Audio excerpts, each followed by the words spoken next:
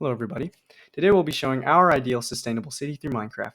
It's way too damn complicated to send an individual voice line for each of our names, so our project is me, Gustavo Mejia, Zachary Graves, Christian Agus, and Liam Ryder Shaw. Please enjoy. Our forest supports diverse native wildlife, including mule deer, bobcats, coyotes, owls, woodpeckers, and native pollinators like bumblebees and monarch butterflies. Riparian buffers along the waterways will attract amphibians and birds, while deadwood and brush piles offer nesting and foraging spaces. Wildlife corridors and low light zones will help minimize human disturbance and increase ecological connectivity. Native plant palettes and seasonal bloom planting will directly support pollinator life cycles as well. Our forest will feature a multi layered canopy including tall trees such as oak, sycamore, mid story trees such as manzanita and elderberry, and then understory shrubs and rich herbaceous ground layers. This vertical diversity will improve moisture retention, reduce wind impact, and increase shaded microclimates that cool the air and soil. It will include dense groves for habitat security and open meadows with pollinator plants and walking trails. Along with this, to reduce fire risk, our plan will include prescribed burns in collaboration with tribal groups to honor cultural burning traditions and spacing trees and pruning to prevent crown fires. These practices mimic natural fire regimens, reduce fuel buildup, and protect both the forest and surrounding neighborhoods. To address rising heat and drought, we'll use mixed age plantings, and genetic diversity will decrease climate resilience.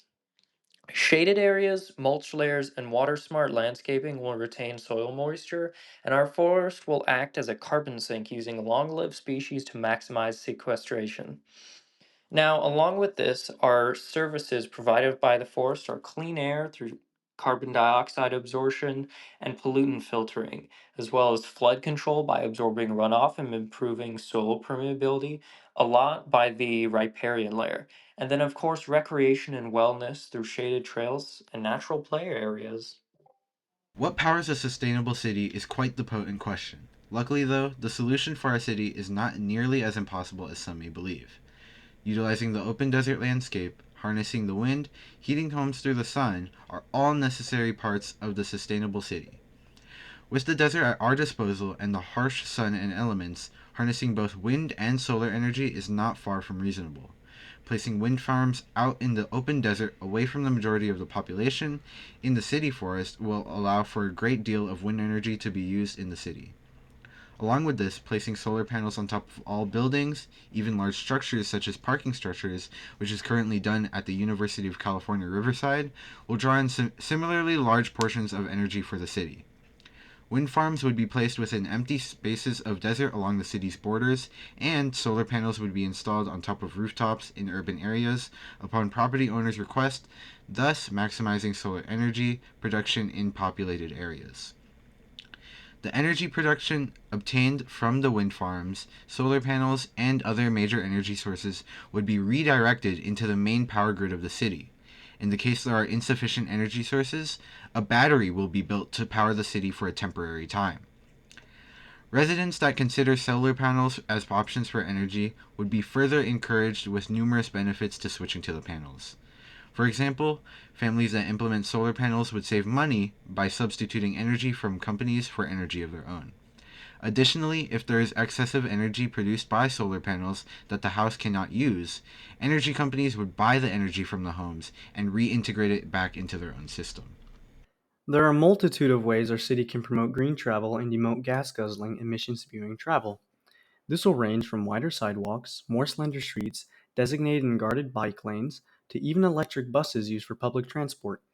By constructing wider sidewalks with designated and guarded biking lanes, this will promote by-foot travel and help eliminate the need for car travel for short distances. In regards to accessibility, features such as guarded bike and e-bike lanes, smaller streets and wider sidewalks all promote cleaner travel within the city. Along with this, public transportation will be offered in the form of electric-powered buses, which will promote a green and sustainable style of travel. With larger sidewalks, walking with larger groups or multiple people becomes a reasonable idea for residents of the city and tourists.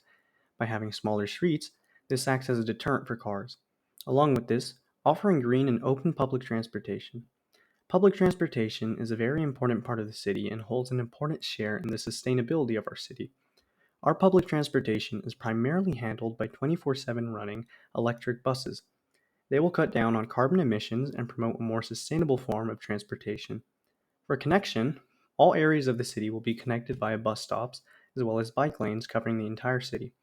As we mentioned above, the streets will be narrower than typical city streets. However, a feature that we will employ is the use of carpool lanes across all major city streets. This will also be open to EVs. This is all to promote more emission mindful transportation practices. For green spaces, the city will be covered in green, the farthest from a gray concrete jungle as possible.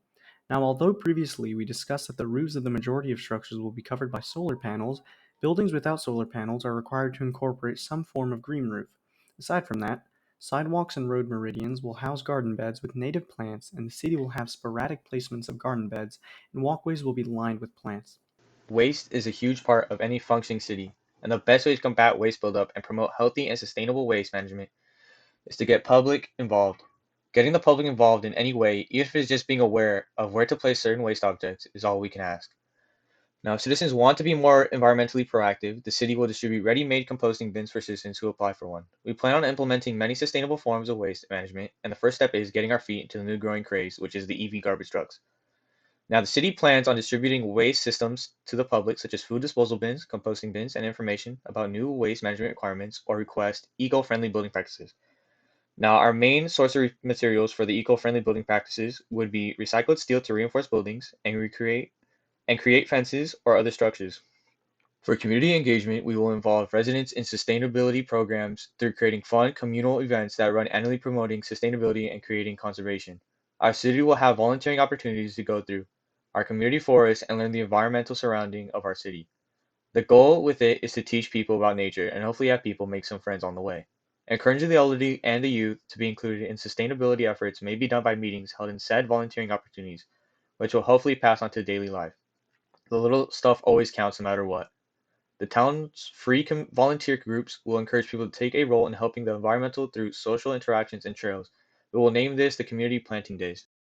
Hey guys, this is the outro. It's 1:30 in the morning right now. Be good, live long, be kind, spread love, and yeah, that's it.